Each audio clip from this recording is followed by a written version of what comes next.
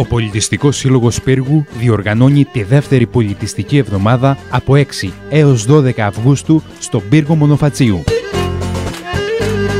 6 Αυγούστου, Πανηγύρι Αφέντη Χριστού, κοντά μας το συγκρότημα του Κώστα Σαριδάκη. 7 Αυγούστου, Θέατρο Σκιών, Μάκη Χάρμπα, ο Μέγα Αλέξανδρος και το καταραμένο Φίδι. 8 Αυγούστου, ο μοναδικός Βασίλης Κουλάς μας ταξιδεύει με τα υπέροχα τραγούδια του σε μια μοναδική συναυλία. 9 Αυγούστου, θεατρική παράσταση και στο βάθος μαύρο από το θεατρικό εργαστήρι Δήμου Αρχανών Αστερουσίων.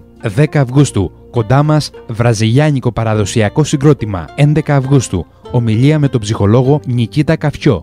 12 Αυγούστου, βραδιά κριτικής παραδοσιακής κουζίνας και μαντινάδας. Συνδιοργάνωση με πολιτιστικούς συλλόγους Αχεντριά, Εθιάς, Λιγορτίνου, Μεσοχωριού, Μουρνιάς, Παρανύμφων, Ρωτασίου, Τεφελίου, Τριών Εκκλησιών και Χάρακα. Πολιτιστικές εκδηλώσεις Πύργος Μονοφατσίου, καλοκαίρι 2013. Σας περιμένουμε όλους κοντά μας.